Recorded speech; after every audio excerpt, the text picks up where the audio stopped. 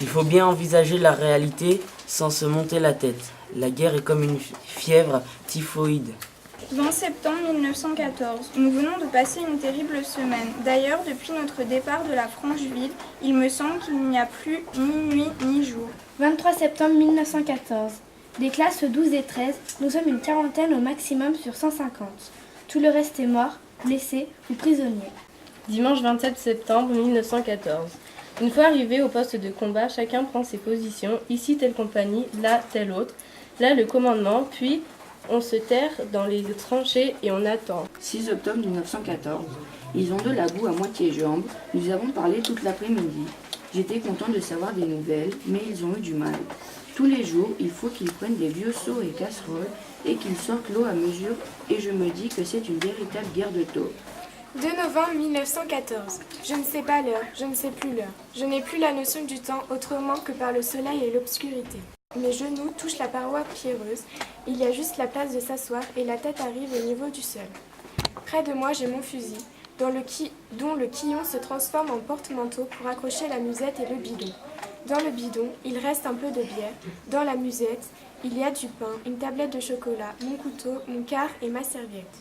À ma gauche, le dos énorme d'un camarade qui fume en silence me cache l'extrémité de la tranchée. À droite, un autre, couché à moitié, roupi dans son couvre-pied. Le 18 avril 1915, on se demande comment les hommes peuvent s'entretuer par des journées aussi merveilleuses, où tout ne pense qu'à vivre, à pousser et à fleurir, mais l'heure n'est pas de récriminer. Nous avons entrepris une grande tâche. Il faut la mener jusqu'au bout, jusqu'au dernier souffle. Marcel. Chérie, voilà le baptême du feu. C'est une chose tout à fait agréable. Tu peux le croire, mais je préférais bien être bien loin d'ici plutôt que de vivre dans un vacarme pareil. C'est un véritable enfer. L'air est sillonné d'obus, on n'en a pas peur pourtant. Nous arrivons dans un village où se fait le ravitaillement. Là, on trouve des casemates enfoncés dans la terre, des gros canons de 155. Il faudrait que tu les entendes cracher ceux-là.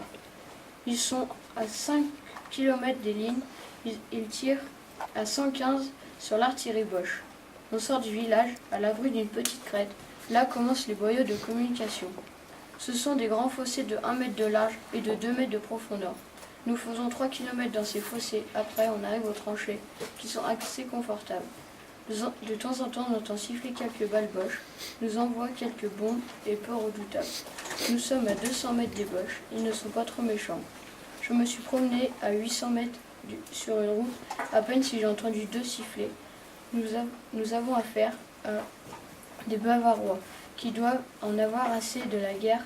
Ça va changer d'ici quelques jours. Faisons des préparatifs formidables en vue des prochaines attaques. Que se passera-t-il alors?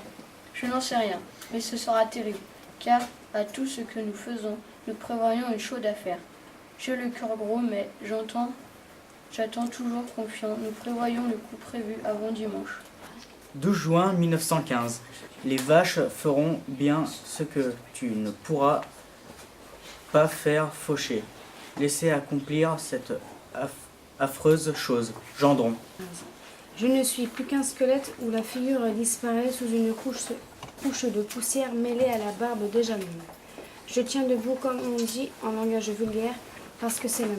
26 juillet 1915. J'ai vu de beaux spectacles.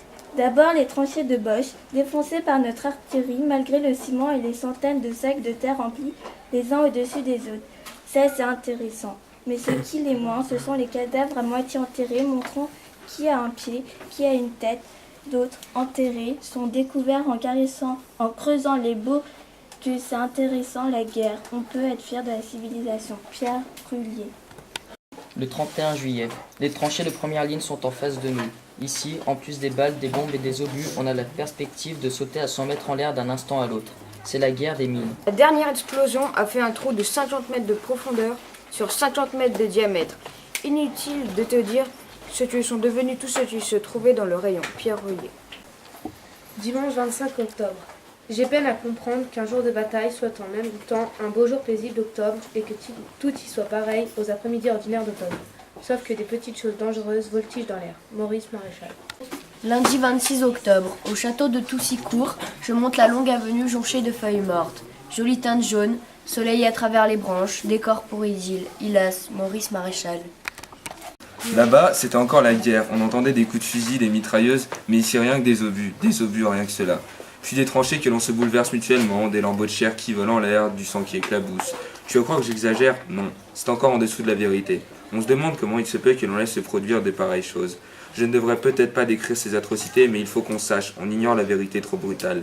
Et dire qu'il y a 20 siècles que Jésus-Christ prêchait sur la bonté des hommes, qu'il y a des gens qui implorent la bonté divine, mais qu'ils se rendent compte de sa puissance et qu'ils la comparent à la puissance d'un 380 Bosch ou d'un 270 français. Pauvres que nous sommes. Le 13 novembre 1916.